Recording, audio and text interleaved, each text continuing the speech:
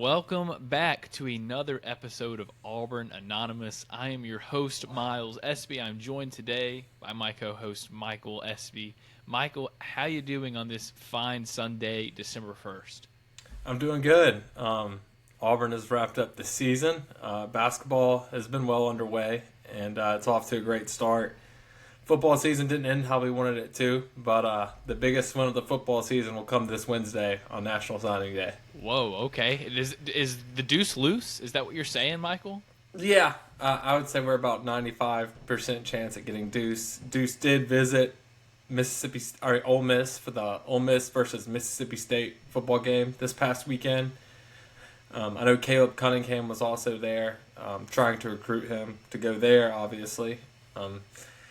I wouldn't really worry about it too much according to my sources. When he was in Auburn this past weekend for the Auburn-Texas A&M game, he was telling everyone he's 100% locked in, don't even worry about it.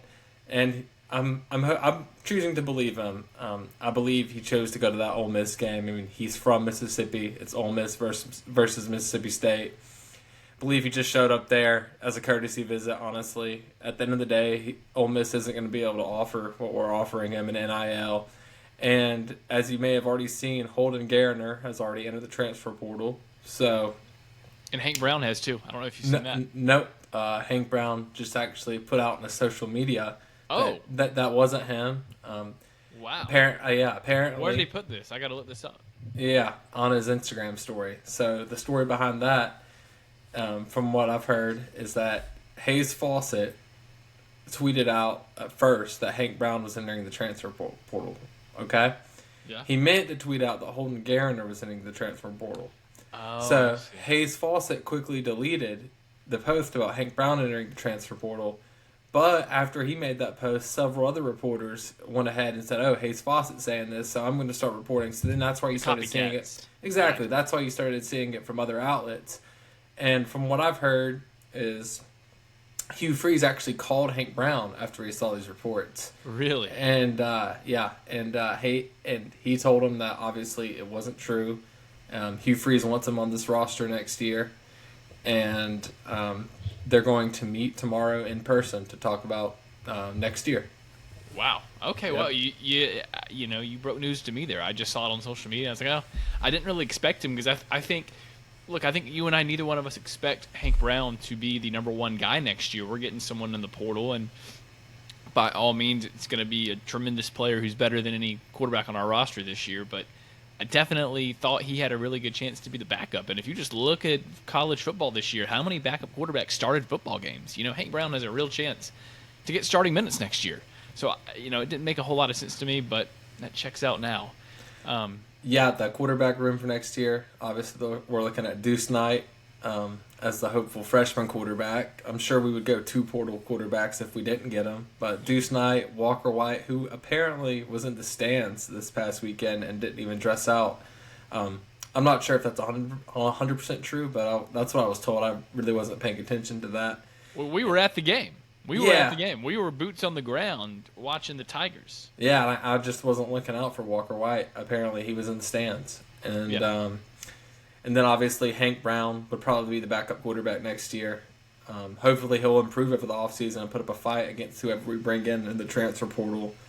And then obviously we're going to go after a transfer portal quarterback. The rumors are circling that the transfer portal quarterbacks this cycle won't be quite as good as the past cycle. Some of that having to do with a lot of these guys don't have COVID years now, and there was a lot of guys transferring last year. An extra amount of guys transferring last year who had one eligibility year because of COVID. There will still be some big names in the portal. And that'll start within the next few weeks here, and it will be interesting to see. I'm not exactly sure. I'm sure all these teams are going to have talks with their guys, trying to get them to stay. But it'll be a big next coming couple of weeks to see who actually enters the portal. At least for Auburn, we'll be paying attention strongly to the portal the next couple of weeks. For sure. And let me ask you this, Michael, because this is something that has me a little confused. Something I was hearing midway through the season was Auburn is dead set on getting a guy going into a senior year with a 1 year of eligibility to have Walker White and Deuce Knight feel good about where their spots are on the team next year. And but with that being said, now what everyone's saying on social media right now is John Mateer, the Washington State star. Don't get me wrong, I'd love to see the guy in an Auburn uniform, but he's a sophomore this year. It's 2 years of eligibility, potentially another one with his graduate year. So what's the deal there? Is there a change there? Are these rumors false? Do you have any intel on this? I think, well, first with John Mateer, I think with him having obviously a great season, 26 touchdown passes, 6 interceptions. If you just watch him, he looks like a good quarterback, passes the eye test. For sure. I think he most likely won't stick at Washington State with them not being in a real conference anymore. And just to, make his draft stock better, he'll probably go to a Power 4 school. Sure. And there are some rumors circling that their offensive coordinator is going to get hired by a big-time school as well. So I wouldn't be surprised to see him follow his offensive coordinator. I've heard the potential of him going to Oklahoma, actually. Now, we'll see if that's what ends up happening, but I've heard rumors of Oklahoma going for Washington State's offensive coordinator and him following. That's just what I've heard, but we'll see what ends up happening. That's fair enough. Well, let's dig into the Iron Bowl a little bit. I think we all kind of thought, gun to our head, we probably would have predicted an Alabama win. But I definitely wasn't expecting it to be the way it was. But I think in the same sense, the Iron Bowl was just a perfect reflection of our season. A massive disappointment with flashes of greatness here and there. Where, we have the long ball, the Cam Coleman in the end zone for a touchdown. That's not the last time we're going to see Cam Coleman catching touchdown passes against Alabama. But at the end of the day, 10% of the plays were flashes of greatness. The other 90, just pure disappointment. Yeah. It was good to see, though, that most of the guys making plays were the freshmen. Jarquez Hunter honestly didn't have a great game. He did in the first half, but that second half was pretty disappointing. 9 rushes, 9 yards. Yeah. And we got behind the 8 ball and had to throw it a little more, unfortunately. Yeah, I would say the MVP on defense that game was Caleb Harris, who with a forced fumble. He was all other than Keldrick Falk, who will 100% be back on the roster next year, as his brothers in the upcoming recruiting class as well. Other than Keldrick Falk, Caleb Harris was MVP on defense. True freshman, was only a 3-star coming out of high school last year and played with Inquan Fegans, who's also committed. An MVP on offense had to be Cam Coleman. If you go 7 back, catches. He absolutely burned that guy on that touchdown pass. That was another true freshman defensive player, 5-star from Alabama. I think his name's like Zabian Brown or something like that. Mm-hmm. Absolutely burned him. I think that's the number one priority of this offseason. Honestly, if you came up to me gun to head, I would rather have Cam Coleman back on this team than a transfer portal quarterback. So I think he's got to be the number one priority. Making sure he's happy. Whatever he wants, money rise, you write him a blank check. Got to have Cam Coleman back on this team next year. Malcolm Simmons right there with him. And it'll be interesting to see. Not exactly sure who we're going to get out of the portal at the quarterback position yet, but I got some names to watch out for, and we're going to see who enters over the next couple of weeks. Okay. Oh yeah, and we put some names out there, and I think several of them are going to be in the mix for who we're going after. But looking at the game, looking at what Alabama did well against us, the defense did well, but what defense doesn't do good against Peyton Thorne? And I'll even say Peyton Thorne didn't even seem that bad until he gets to about 30 yards, not even the red zone, about 30 yards from the end zone, and he just absolutely crumbles. It's insane. 4th and 2, and just throws the ball away. Throws it out of bounds. Throw it in the end. Just throw it up for grabs. I don't get it. The decision making. You're right. He threw for 300 yards. I think 1 pick, which not the end of the world to have 1 pick in a game, and but he can't finish drives, and he makes poor decisions on crucial downs, and we can't have that anymore. And then you look at Alabama's side of the things, they turned it over a lot against us. They really could have and probably should have beaten us by more, but they turned it over a lot. And Jalen Milroe, while I would say he's an average passer, he's such a dynamic runner and adds that threat of running the football that he shredded us up. And one thing I do want to clear up while we're at it. You've seen all these Alabama fans making fun of his first touchdown. Jalen Milroe ran around DeMarcus Riddick, who said he's faster than Jalen Milroe. I'm going to tell you right now, DeMarcus Riddick is 10 times faster than Jalen Milroe. What people show you is that end of the play, but what they don't show you is before that, he was getting blocked. He was behind and was catching steam. He nearly caught up to Jalen. So really, DeMarcus Riddick nearly ran him down when he was at a disadvantage. DeMarcus Riddick's faster than Jalen Milroe. DeMarcus Riddick will play many more years in the NFL than Jalen Milroe. And that just is what it is. And yeah, well, that's possible depending on what position Jalen Milroe decides to play in the NFL. So, kind of pivoting back, Michael, to the transfer quarterback thing, is there any other names out there that you have your eyes on other than the ones we've already mentioned? Are there any games that are kind of warm, hot, and then any names that are kind of cold? What are you thinking? I wouldn't say so. I think most of these schools are trying to keep it quiet, especially at this time of the year. I think there's going to be an A-list of guys who enter the transfer portal, maybe one or two guys coming from these big-time programs, some potentially in the playoffs. So I think Auburn knows their list of B-list guys, such as who we talked about, maybe Josh Hoover from TCU, John Mateer from Washington State, even Jackson Arnold from Oklahoma. And a lot of people don't like the Jackson Arnold idea. I don't. But I think if you look at Jackson Arnold, he reminds me a lot of Bo Nix's situation at Auburn.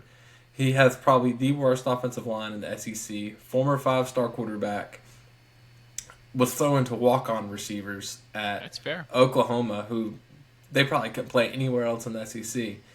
I mean, he can run. I mean, if you give him a real offensive line and some real receivers, I could see him being a good quarterback. Not necessarily who I would want.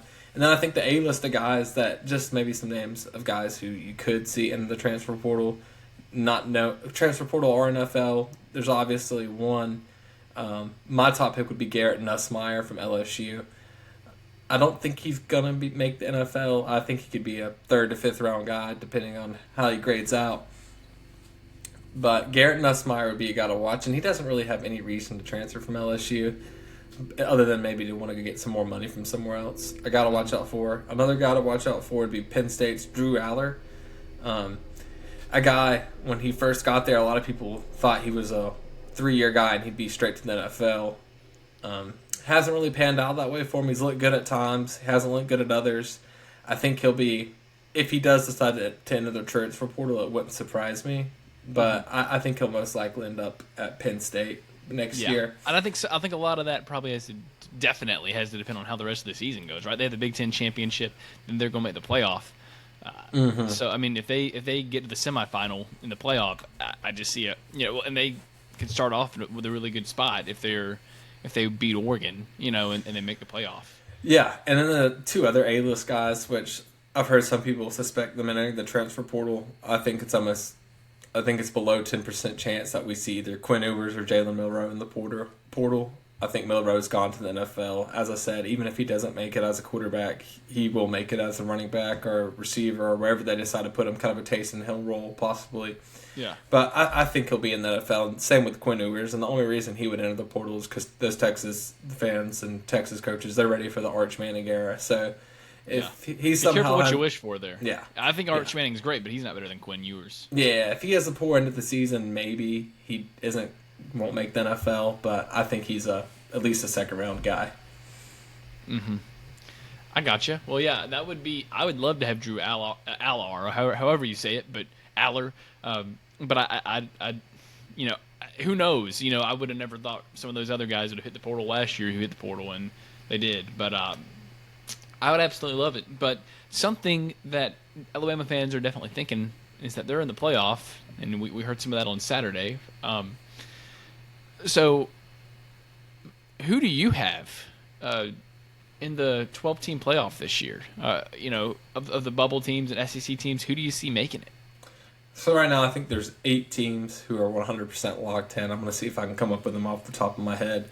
Okay. I'm cheating. I have the top 25 pulled up on my phone right now, so I'm cheating. So I think we got, obviously, Georgia. There's nothing they could do to not make the playoff. Texas, Tennessee, so 3 from the SEC. You got Ohio State, Indiana, and Penn State, and Oregon. So that's 7. And then there's one more. There's a couple more I'm kind of looking at now. I don't know if I would have said Indiana. I think Indiana's going to make it. But then I don't know if you said Notre Dame. Notre Dame, that's the 8th team. Yeah. And then, I'm going to give you a 9th team, who I think is a lock at this point. You tell me if you disagree.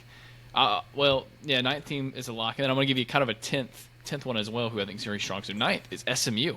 Yeah, I think SMU, other than if they go get absolutely blown out this weekend versus Clemson, I think they're 100% in the playoffs. That could happen. 11-1 season, and I believe the committee is going to look at these conference championships and believe, hey, some of these teams didn't even have to play a conference championship. Like, the loss in a conference championship should not count as much as a regular season loss, even if it was versus a top 25 team. They're playing an extra game, and I don't think teams should be penalized for that. Yeah, so that's going to be number 9. That's your ninth team. Then number 10 is going to be the winner of the Big 12 championship. It's going to be Arizona State or Iowa State. Iowa State. Yep, good call. And then number 11 team is going to be Group of 5. So we presume now Boise, but if UNLV beats them, it could be UNLV. It could be Tulane. Tulane lost this weekend, so basically the way it's set up, UNLV is ranked. Army's not winner ranked. Of that game. Yeah, so the winner of UNLV and Boise State will make it. The first time it went down to the wire, the game, I believe, is being played. I could be wrong. It could be at Boise's home field, but I think it's being played in Las Vegas, actually, at the Raider Stadium. So, my pick is going to be UNLV for that game. So I think we'll get. I think UNLV. Yeah. UNLV in the playoff. Well, with how their season gone, with I believe it's Matthew Sluka was their quarterback, and he, that whole debacle 3 or 4 games in where he was like, he said he made an NIL agreement or whatever with the school, and they haven't lived up to their side of the bargain, so he just quit. Yeah. And then that would be insane. They plug in their backup and make it, but I think they got to be the Cinderella team that everyone's rooting for at this point. At least for myself, that's probably who I'll find myself pulling for. And then, so right now we're at 11 teams. It's a 12-team playoffs. There's one more spot. So the obvious way we fill that void is if the Clemson Tigers beat SMU. Clemson, they're in, and SMU's probably in as well because they said that they're not going to punish teams for conference championship games. But let's say SMU beats Clemson. Who do you have next? Because I'm seeing on that list of the teams who I think kind of have a shot. Have a say would be Alabama would be up there, South Carolina, Miami, maybe Ole Miss, maybe an Iowa State, BYU. Who do you have? I mean, personally, there's a difference between who I think they'll put in and who I personally think. Personally, I think you would have to put South Carolina in of those group of 4 teams. Just if you're trying to get the 12 best teams, they've won 6 in a row now. And if they were playing any of those teams you just said on a neutral site right now, I would pick South Carolina personally. But I don't think they'll put them in as they lost to Ole Miss. They got blown out at home by Ole Miss. They lost to Alabama barely on the road. So I think that kind of puts them out of the equation. Unless I'll be surprised Tuesday. We'll know a lot more on Tuesday after we see these rankings. I don't think beating the number 23 ranked team or whatever Clemson is on the road really helps you. So it helps, but it doesn't get you across the finish line. No, exactly. It's a good win. Yeah, everyone knows. Exactly. So who I think they will put in will be my prediction. If it comes down to that, they'll put in Miami. 10 wins, 2 losses. I believe they have 3 top 25 wins. That win at the beginning of the season against Florida looks a whole lot better than it did at the beginning of the year. It depends how this committee looks at wins or losses, which is more important to them. I mean, Alabama lost to Vanderbilt, Oklahoma, and Tennessee. Tennessee being a good loss there. Ole Miss lost to Kentucky, who I honestly think is the worst team in the SEC. And South Carolina, their losses, they had good losses, but they were to the teams that they're competing with for this last spot. Are they actually lost to Kentucky? Did they lose to Kentucky as well? Ole Miss or South Carolina? No, Ole Miss barely beat Kentucky, and Ole Miss lost to Ole Miss lost to Kentucky. Did Kentucky beat South Carolina as well? I think they did. They did not. Okay. Oh no, South Carolina went because it was early in the year. People kind of thought Kentucky was better than what they were, and South Carolina went and blew them out. There's some things I agree. I really agree with you 100% when it comes to the team who I would pick. I would pick the South Carolina Gamecocks. I think right now they're trending in the right direction, really hot. I mean, you look at how they just destroyed Texas A&M. You can say A&M's gotten cold, but Auburn barely beat them. Texas didn't beat them by a whole lot. Texas got lucky to beat them by 10.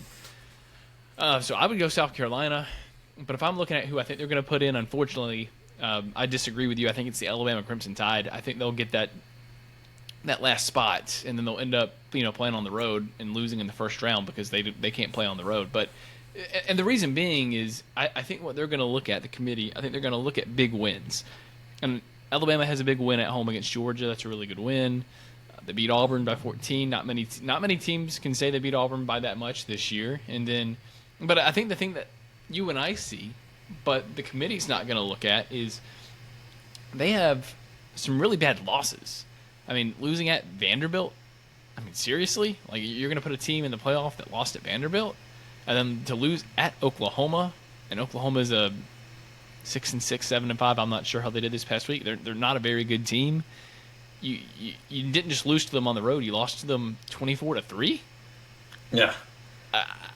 I mean, to me, it doesn't make sense. But let's just be real. We know that name brand means a lot, and the Alabama brand means more. Is a bigger brand than South Carolina, Miami, and really any other team, to be honest. So they're going to get that Bama bump, I'm afraid, and they'll get in because. And to be fair, they do have bad losses, but they do have a couple of good wins on the schedule that they'll get the credit for. But we say that, Michael, but I'm going to predict, even though I said all that, I predict they're not going to make the playoff this year because they're going to be the first team looking out because I think the Clemson Tigers are going to go in and beat the SMU Mustangs in that ACC championship game. Yeah, I do as well, especially if it doesn't mean as much to them. Especially if they can kind of look at the rankings and realize they're in no matter what. They'll be motivated to win that game, but I'll tell you one thing: Alabama fans are going to be absolutely pissed if they end up not making the playoffs in year one of the Kalen DeBoer era. I mean, great start, right? Yeah, I know. all those Nick Saban players. So this. We were at the football game this past Saturday, and there's a line because it's the guys' room at a football game, and I'm sitting there playing on my phone, waiting for this line to go, and then the whole time I'm there's these. I'll call them kids. They're probably around 18 years old. I'd probably put them at like late high school, maybe early in college. But they're not in the student section, so I'm going to assume like seniors in high school. And the whole time they're sitting there, you saying, "Man, Auburn sucks. Like Cam Coleman, he sucks." And then, and then they even said at one point, if I was an Auburn fan, I'd kill myself. And the whole time I'm just sitting there ignoring them, acting like I don't hear them. And then, they jump in front of me, and then they just make it. They could tell I was ignoring them, and they got tired. They wanted a reaction. They got in front of me, and they just like, "Man, it's embarrassing. It must be really embarrassing to be 5-6, isn't it?" And I'm just like, "Y'all have fun in the playoffs, guys." I've been told for years. I've been told for years that the playoffs are what matter. So I couldn't be happier that Auburn has decided to opt out of the bowl season. We're opting out of the bowl season this year to focus on next year. Because again, as I've been told, playoffs are the only thing that matter. So enjoy the Cheez-It Bowl, enjoy the Texas Bowl. I think y'all have a really good chance of beating Baylor, Illinois, Iowa, whatever irrelevant team you play. Yeah, year one of the Kalen DeBoer era. It's going to end in the Cheez-It Bowl. That's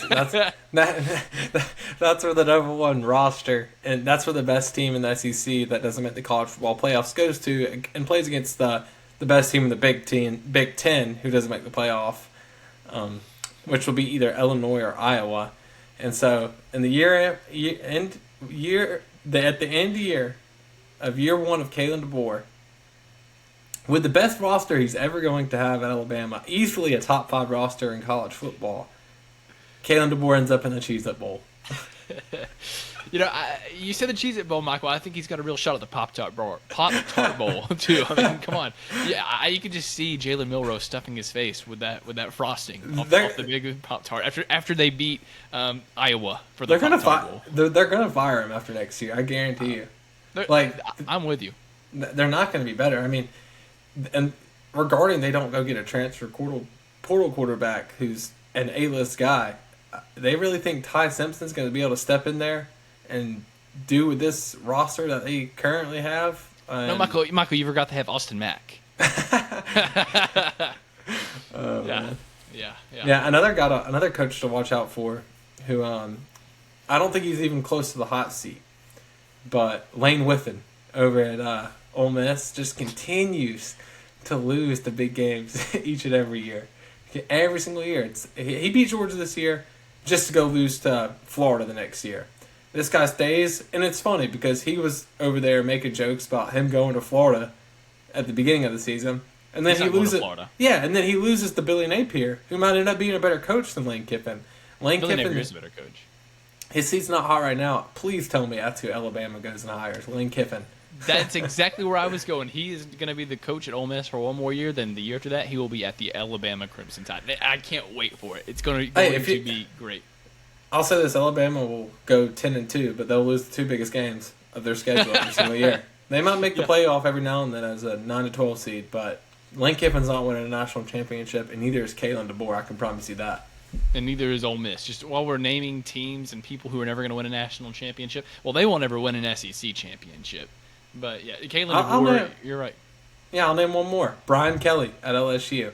I mean, he's in the same category. Loses big time games. He's an 8-4 and 10-2 guy. I don't see him winning a national championship. Yeah, this. We might need to do this as a new segment next week. Just a list of teams and players coaches who will never win championships. We're pretty good at rattling these off, I feel like. But before we move on over to college basketball, anything else you want to add for football, or is this? I think Auburn was a kicker and quarterback away from at least being an 8-4 team this year. Yeah. Just a kicker. You win the Missouri game. You win the Oklahoma game. Mm-hmm. You put up a better fight in the Iron Bowl. I mean, Iron Bowl's a 1-score game with Iron Bowl with just a kicker, not even a quarterback. And then I would love to believe if we had, let's just say Cam Ward, we would easily be Arkansas and California as well. So got to be the priority at this offseason.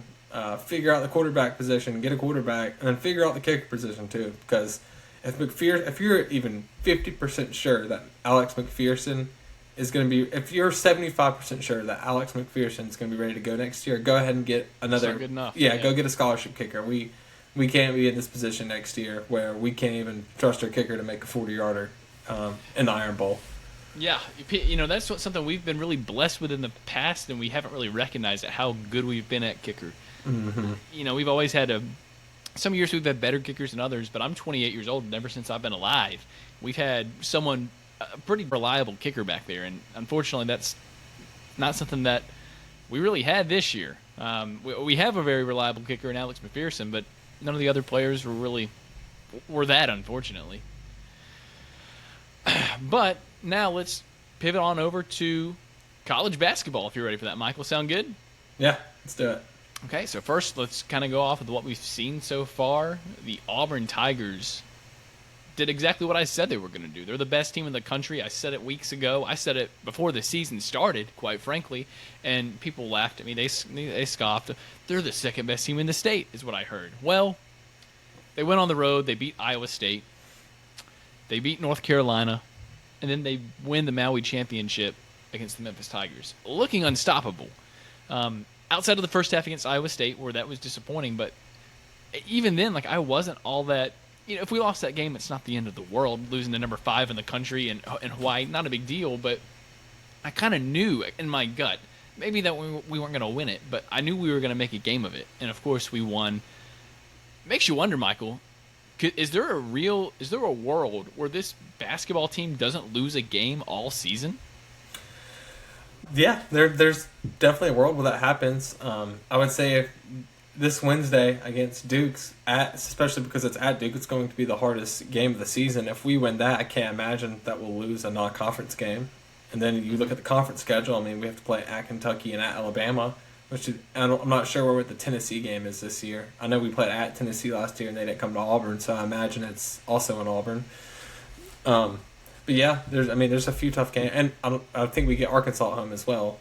There's a few tough games on the schedule, but that's becoming a more and more realistic possibility by the day. I was not expecting Janai Broome to improve as much as he has in this offseason. I knew he was a good player, but I figured we'd kind of get the same Janai Broome who we've had in the past, which is still a third team. I'd be happy with that. Yeah, a third team All-American, but he's clearly improved his offensive game. He's improved as a rebounder, and he's just looking completely unstoppable out there. Now he'll have a big test this week. I forget the name of Duke's center, but Cooper Flag. Well, I'm talking about their center. Oh, center. Gotcha. I'm not exactly ssure what his name is. I know he played for South Sudan in the Olympics. He's a 5-star recruit. He's 7'1". He's gonna be Janai Brew's toughest defender he's seen all this year. But I can't imagine a freshman stopping I believe 5th-year Janai Broom. Yeah, I'm gonna butcher this name. I just looked it up. It looks like it's Kamen Maluit. Yep. I don't know. I'm sure I said that wrong. But yeah, that's him. I will say this: Janai has just been an unstoppable force, and Dylan Cardwell has really stepped it up offensively. We know what he's going to add defensively, but especially in that Memphis game, the offensive spark he added. I mean, I said before the season, and I probably should stick to it, that best case scenario if everything breaks right, we're losing 3 to 5 games. But like now, I'm kind of looking at it, and I'm like, I think that's what's going to happen. I think there is a world where we win every single game, and I think it's realistic. You might disagree. I think it's realistic. I don't think it's probable, of course. I think at this point, I don't think we're going to lose more than 5 games. The experts would probably have us losing to Duke, and then maybe like losing at Alabama, at Kentucky, sprinkle another conference loss on the road here and there, and we're at 5 losses. I mean, we've looked unstoppable. Yeah. So unstoppable, in fact, that myself and Peyton Thorne AA are traveling out to Durham, North Carolina to watch the Auburn Tigers go whoop the Duke Blue Devils. Are you excited for the trip, Michael? I can't wait. Yeah. That, I'll be honest, if I had a gun to my head again and I had to predict who's going to win this game, I would probably go Duke.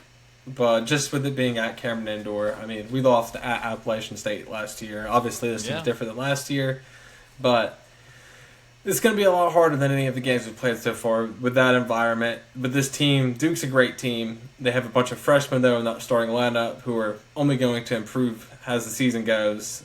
And, well, it'll be interesting to see what kind of team we get out of Duke on Wednesday. But Auburn certainly can win this game. I'm definitely not saying they can't. Need a big game from Janai, obviously. I think we need to continue. I mean, Chaney Johnson off the bench has been absolutely insane. I mean, he's almost been unstoppable out there.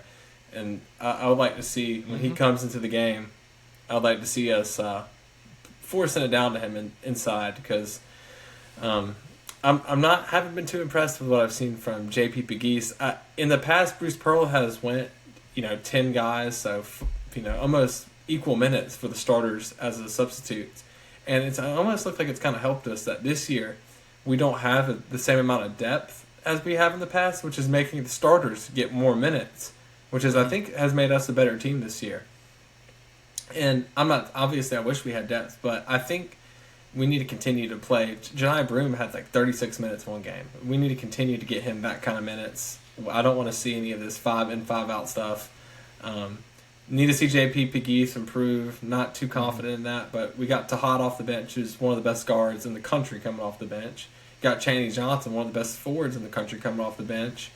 And you got Chris Moore coming in. I mean, he's just a glue guy. He's never going to be a guy who goes and gets you out 10 a night, but he's been playing great defense. I think I would like to see Ja'Kai Howard to start getting some more minutes. I know. How many swatted balls has Chris Moore had in that press? I mean, for real, like he is a defensive nightmare, and he runs that press better than anyone, better than or equal to anyone else on Auburn's team. He runs that press defense. I had to throw that out there because people love, especially in past years, not as much this year, people have loved hating on Chris Moore. So he deserves his flowers, he deserves his credit, and I'm going to give it to him.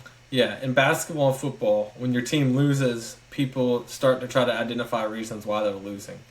And in football, everyone almost always goes after the quarterback. In basketball, which is usually fair, in basketball, people don't really know. And last year, Chris Moore was starting, but if you look at the minutes, he wasn't getting that many minutes per game. And I wouldn't ever really say it was his fault that we were losing some of those games that we lost last year, when people were kind of upset after the Appalachian State and whatnot. But yeah, I'm expecting a close one Wednesday. This is honestly the last challenging game of the offseason. We have Ohio State and Atlanta. I can't imagine that will be a very competitive game. I don't think there's any other non-conference games that we really have to worry about. Oh, Purdue, Michael. Purdue beat Alabama, so Yeah, they must be tough. Yeah, I will say I was not thinking about Purdue, but that's another one I've chalked as a win. Purdue in Birmingham. I mean, that's going to be. I'm not sure how many that arena fits, but an arena of 14,000 to 18,000 Auburn fans. It's going to be tough for Purdue, and I haven't been too impressed with them other than the Alabama game. They followed up that loss with a 20-point loss to Marquette. So I've already chalked that one as a win, and I've chalked the Ohio State one as a win. But get through those 3 games and get to the conference slate undefeated, and we'll be very happy, Auburn fans. Yeah, and even if we lose to Duke, it's going to not be the end of the world. But I'll tell you what, I forget if they released their rankings today. I think they released them on Monday. But we're going to be the number 1 team in the country. We're going to be. I mean, we already know we're the best team in the country. You and I know this. Didn't mean to thump my thing. You and I, Michael, both know that. We both know that Auburn's the best team in the country. But the whole world's going to know it on Monday when we're released as number 1. We should be. I wouldn't be surprised if they keep Kansas at 1. I mean, if the NCAA tournament was to say, hey, the season's over, I think we're clearly the number 1 seed. Oh, yeah. But you just never know with some of those AP voters who are voting. Kansas was number 1 to start the year, and I could see some of them just not wanting to change their rankings and based off their preseason rankings. But we'll at least be number 2. I know Gonzaga lost. I can't remember who else was in front of us. I'm pretty sure they lost too. So there's not too many preseason top 25 teams that are still undefeated. Yeah, I think the other team was UConn. I think it was Gonzaga and UConn. Yeah, UConn was ranked too. Yeah, which that was a joke. I said the whole. I don't think I've said on this podcast, but I've said to others, I've said to you, they've lost all their players. They're not that good this year. But you look at us going into Duke. I believe you said you think Duke's going to win if you had to pick. I'm pretty confident we're going to win this game against Duke. I mean, what Duke has, they had the home court advantage, the Cameron Crazies. They have the name brand, Duke, basketball. What else do they have? Cooper Flagg? Like, you really think Cooper Flagg's going to be able to guard Janai Broome? I mean, Flagg's a better talent when it comes to NBA, but there's not a chance that Cooper Flagg has ever seen anything like Janai Broome before. And Auburn's defense, we play a suffocating style of defense. He's not going to be able to deal with that. I think Auburn's going to win, and I think Auburn might run away with it, if I'm being completely honest with you. Duke couldn't even beat Kentucky. Do you think they can handle the best team in the SEC? Yeah, and it'll be interesting to see how many Auburn fans end up being in that game. Obviously, they'll have the student section, but some people like to call it the Bruce Pearl effect. If you look at the ticket prices for that game right now, you can't find one under $700. And gotta sell your kidney. Yeah, that's not the case for the rest of Duke's games on their schedule. You can get in for almost $300 or more on the rest of their games, which is still a ton, but over double the price just to go see the Auburn Tigers. Yeah, I mean, you can't really blame them. All their fans want to see Auburn play, and they want to see their team beat Auburn. Well, they're going to see Auburn play. They're not going to see them beat Auburn because we're a way better basketball team than them. Again, they just have the name brand. They have the number 1 recruit, Cooper Flagg, who's going to go to the NBA next year, but he's not going to do anywhere near enough to beat Auburn. I mean, it's just a horrible matchup for him because he's the number 4, Janai's R4. Good luck winning that matchup, Cooper. It's just not going to happen. Could you ever imagine 15 years ago, we're sitting here talking about Duke possibly storming the court for beating the Auburn Tigers in basketball? Yeah, that's the insane thing. They probably will. I mean, you're 100% right. They will. Here's another prediction I'm going to have. Every single road game Auburn loses this year, and there's not going to be many. Every single one, and that includes Duke, they will storm the court if they beat us. Yeah. Every single game. Kind of like back when we had, Jabari Smith and Walker Kessler in Arkansas stormed it, and I believe maybe Florida stormed it on us maybe that year. I forget. But I think we're in that territory. Mm-hmm. But talking about the number 1 team in the country, let's pivot on to the former number 1 team in the country, the preseason number 1 team in the country. We want to take a look at all the other SEC teams, what they're doing so far, who's looking good, who's looking bad. Michael, is there a bigger disappointment in college basketball than the Alabama Crimson Tide? I would say maybe South Carolina, UConn in college basketball, but obviously not the SEC. Probably not. Alabama has been kind of up and down. I think the biggest disappointment of the whole college basketball season has been Mark Sears. He's been absolutely terrible this year. I don't know what happened to him over the offseason. I told someone I think I heard him and JP Pegues train with each other this offseason from the way they're both playing. Mark Sears just, I want to say he's shooting like 35% right now. Just absolutely terrible. Was projected player of the year. Aiden Holloway's starting to play a little bit better. Definitely not a guy who's going to carry you to the Final Four. Running him at point guard. But yeah, LeBaron Philon, however you say that guy's name, he's looked good pretty much every game except he had like one 0 for 8 game. Bama's played a tough schedule, kind of like all. It's not been as tough as Auburn's, but they've played a tough schedule. They beat Illinois and Rutgers, and they beat Houston. That was a good win.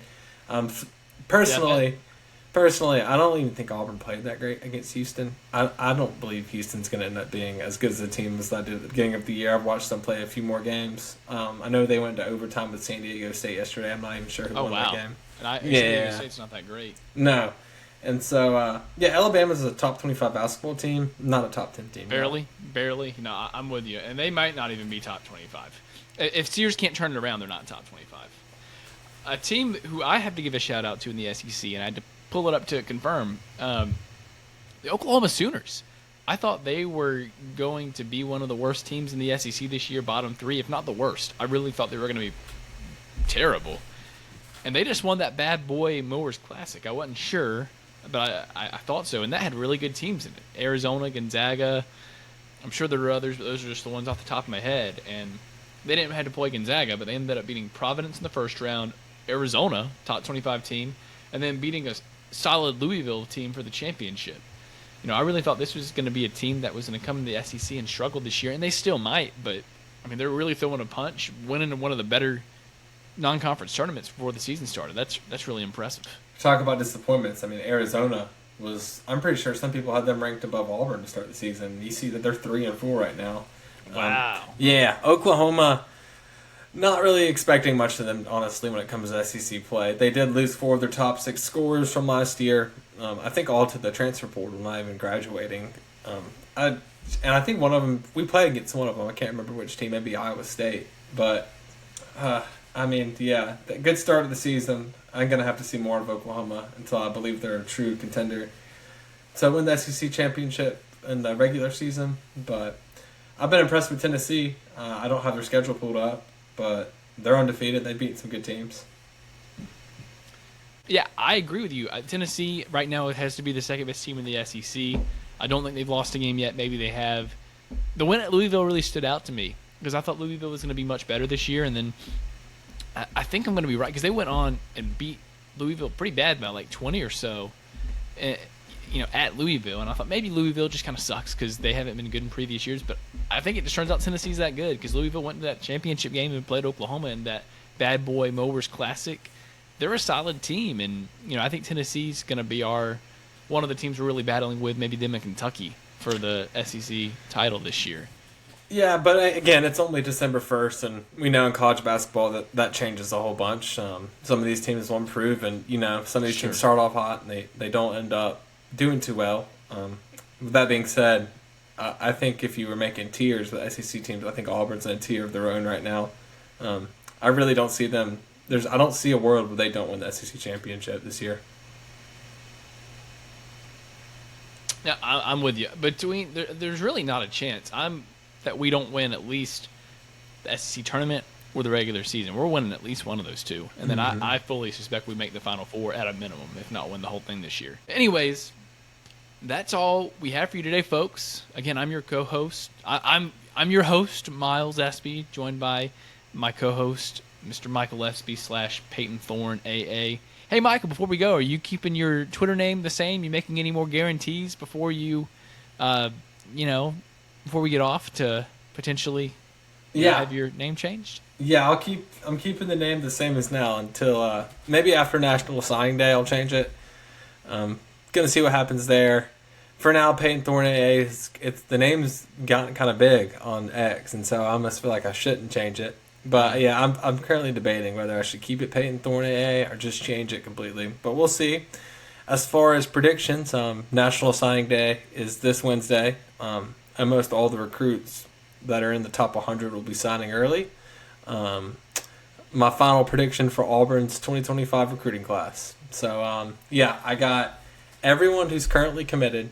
Out of all those guys, there's a couple of schools trying to pluck some of our guys, such as Elijah Melendez is trying to be plucked by Oregon. I predict he sticks. Jared Smith is trying to be plucked by Ole Miss and South Carolina. Believe he sticks. Deuce Knight obviously trying to be plucked by Ole Miss. Believe he sticks. Donovan Starr visited Alabama this week for the Auburn-Alabama game, which, he could have just been there to watch Auburn. So I'm also predicting him to stick. Wouldn't be surprised, though, if we end up just losing at a max one more guy. We lost Tavares Dice this past weekend, which, he's an average 4-star offensive tackle. He's not to say he's not a good player, but he's a replaceable player. We already have 5 offensive line committed.